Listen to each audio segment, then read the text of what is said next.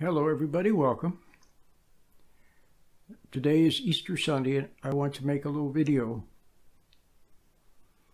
And I want to warn you about something. When you look at great companies, great civilizations, you see them deteriorate over time. What was once a great company, for example, I could give many examples, later becomes corrupt. Great civilizations rise and fall. Seems inevitable. Well, those are symbolic of what happens to individuals. The ancient Greeks defined a tragedy, a play that's tragedy, as the fall of a great man. Well, that's exactly what our lives are, falls. Unless you find the secret to salvation, then your life will fall. You will experience failure, deterioration, and then death. And so I want to warn you of something very, very subtle that you can see. Let me see how I can put this.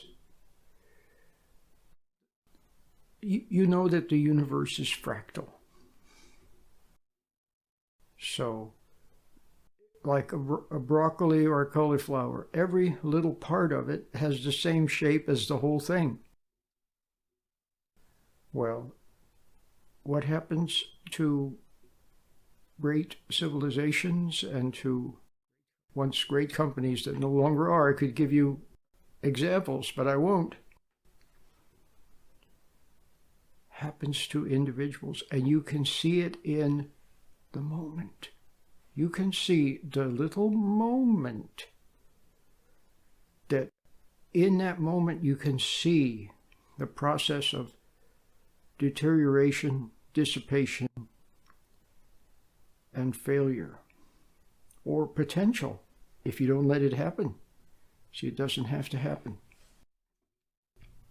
And so I want to warn you about a very simple thing that you have to watch out for, and that is your thoughts. Let us say that, how can I say this? I'm going to give the example. It's the one I use. I've used it many times, but to me it's the best, the one I can most easily use. There's a moment with your partner or your child. It's one of those moments that's important somehow. And what you say or don't say will make all the difference in the world. Now, in that moment, maybe an issue is presented or a challenge or something or other. In that moment, what you should do is silently check with your intuition, which is the same as inquiring of God. Silently. You want to do the right thing. You really and truly want to do the right thing or say the right thing, but you see that you don't know what the right thing is. You don't know what the right thing to do or say is. But you want to do the right thing, and so you inquire, you check with your conscience. And then maybe something will come to you to say a word. Or nothing comes to you. And if nothing comes to you, then nothing is what you're supposed to say. You wait. Maybe there is something to be said or done, but the timing is not right. Maybe it'll be later. A minute later, an hour later, a year later, 20 years later. Or maybe just standing there with an honest inquiry in your eye and the sense that you want to do the right thing. The other person sees that, and they see that you're not saying something phony. So here's what can happen though. In that moment, thoughts arise. Something clever to say, something mean to say,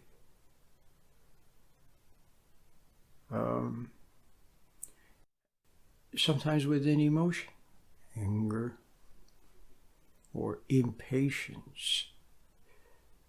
Well, we know that those are wrong. If you move under the energy of impatience, it's going to be all wrong.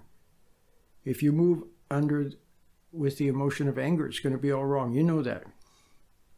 If resentment rises and you do or say something with that energy, that's wrong. But right now I'm focusing, so we know that. That's clear. But I want you to see the subtle thing of the little interjection of a different goal, a different motive. And you think to yourself, well, if I don't say anything, then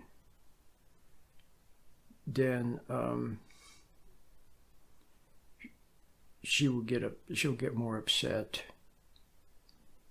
Or if maybe I'll just not say anything, but I'll hang on to harbor this to throw in her face later. You see what I mean? I can't even think of the subtle just of it. It has to be pure. It has to be pure, because if it's pure, then good will come through. If it's tainted at all, it's ruined. The slightest bit of tainting. Now, you look at a great, I won't give you and I won't use a name. I probably should, but I won't. But you can think of a company that was once great, and the founder had a vision, and it was something beautiful that came into existence, probably with God's blessing or according to his will. And it was magnificent. But as time goes by, especially after the founder passes away, other goals, other agendas come in, and very slowly it's tainted, and it begins to dissipate and begins to fall apart. Or even if it doesn't fall apart, it may stay big and powerful, but it's totally different. It's ruined. Well, the same thing happens. But you see, it doesn't happen all at once. It happens a little at a time. So you have to watch out for those thoughts. And I see it in my own work when, if I sit down with some kind of a goal in mind, it ruins it. I guess it's okay for me to pick up a book and then see something wonderful and then immediately turn the camera on and then, but what comes out is fresh and alive. It's not pre-planned. So what you say can't pre-planned. You can't have any goal in mind other than to do what's right. And to inquire of God, to check with your intuition. And wanting with all your heart to do what's right, but you don't know what is right. And realizing that anything that you say, see, Christ said, of myself I can do nothing. He said, it's the Father who does the works. He said the Father works and the Son watches what the Father does. So Christ was always looking to the Father. And anything that he did was pure. He didn't pre-plan what he was going to do. He didn't have any other goal. He didn't have any other agenda. It was pure, and so it had magic in it. So there's magic when it's spontaneous. You know that.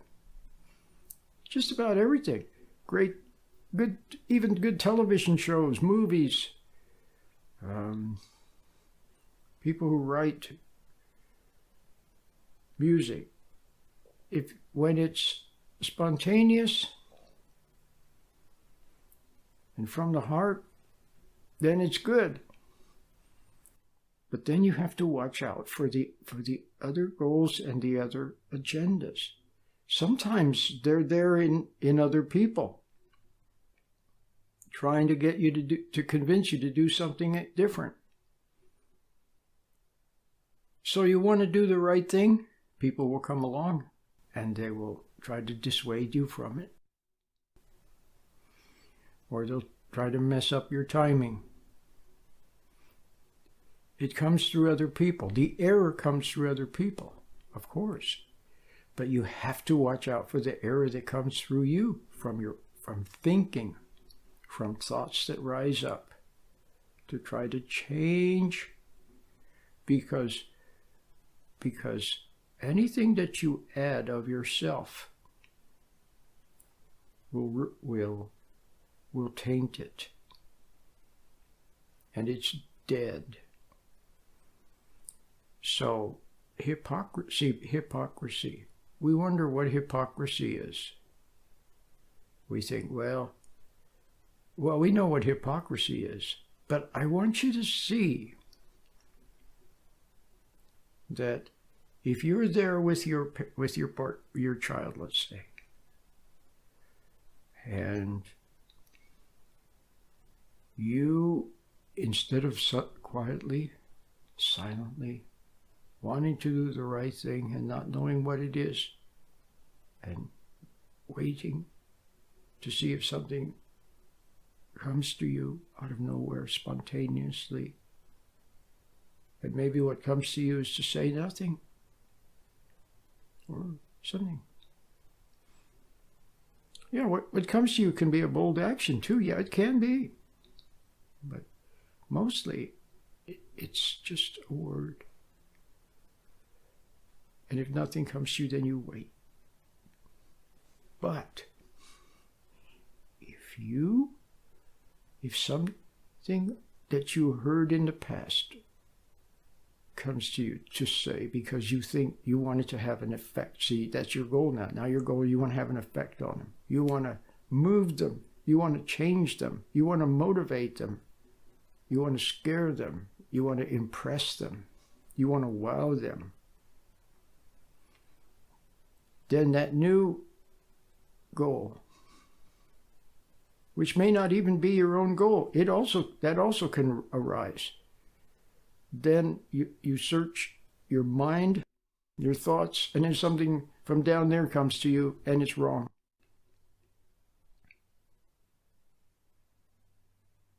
Or if you want to seem clever. See? But to the other person on the receiving end, what you're saying is dead. You've heard the old expression, are you talking to somebody or at somebody? A lot of parents are talking at their kids. They're not talking to them, they're talking at them. They're trying to dredge up something they heard to make an impression. Or, see, there's just so many ors. And I don't even want to go into them all. I just want you to see that anything that comes forth that's not spontaneous and fresh, and simply because you realized you didn't know what the right thing to say or do was, and you quietly checked with your intuition. Anything other than that is dead. It doesn't have life in it. It's totally dead. And to the other person, it's hypocrisy. Now, they may not say they may not say, oh, my dad or my mom is a hypocrite or my husband. They may not say that, but hypocrisy is saying something that you don't really mean, or that is not really, that has the appearance of good but really isn't good. Well, I want you to understand that anything that you do that is not inspired by quietly checking with your intuition is dead. Okay? So Christ's words had life. They came spontaneously. And where did they come from? They came from the Father, who spoke through him. See, good comes through, but it has to come through in the moment. So life is a process of letting go and something new from God. Every day a new realization, a new insight, something new and something fresh. Not contrived, not pre-planned, not canned, and not for any motivation other than you want to do what's right, but you see that you don't know what's right. See, thoughts are very subtle. They come to you, and then sometimes you might even ask yourself, what thought? Where'd that come from? And am I really thinking that, or is that something down there thinking through me?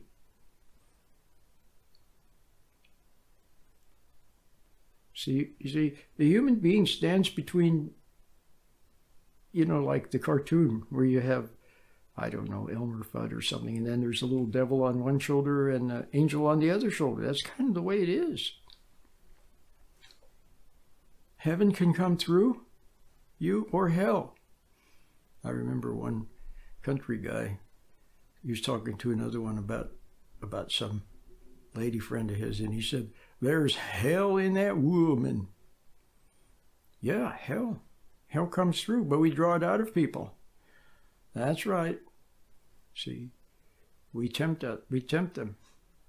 And they fall. And when they fall, then the hell comes through them. Now, you may not want hell to come through you, but I want you to see that any goal that you have, other than the pure not knowing what's right, you mustn't try to change people. You mustn't try to motivate people. You mustn't try to do anything to people. Just live spontaneously in the moment with the idea of wanting to do what's right. And then nothing bad will come through you. Maybe something good will come through you. But the thoughts are very, very, very, very, very subtle. They're always seeking to intrude. You see it in an organization, for example, where there are moles working to undermine. And they do. As time goes by, they undermine what was once a great and wonderful enterprise. They can, unless they're discovered and gotten rid of, ferreted out.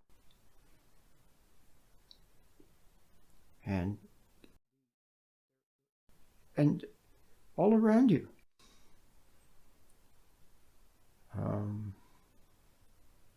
You'll see temptation all around you. People tempt you to move precipitously, to move impatiently, to move angrily, to move greedily. You just have to see all of that and not fall for it. Let it pass. But then you have to watch your own thoughts. Scan continuously. Stand back from them.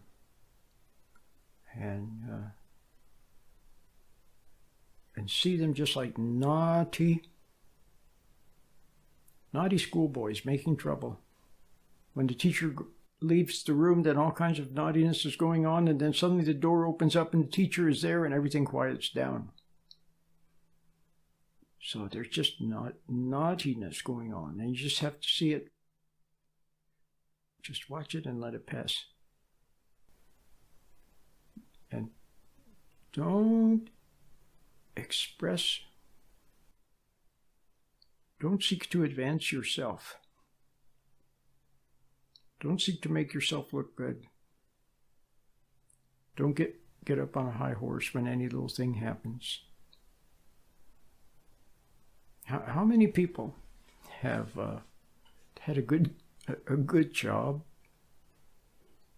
It was rather nice.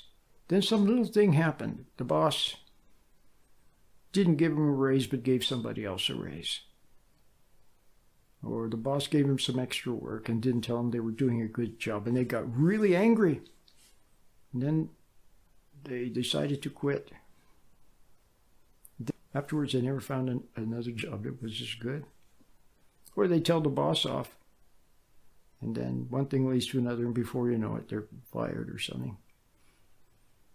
So you got to be real careful of that. Sometimes you're better off just to stand back and watch and not do anything. Yeah, you are.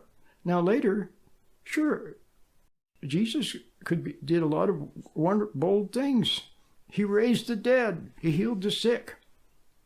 He cast the money changers out of the temple, threw their temple over and chased them out.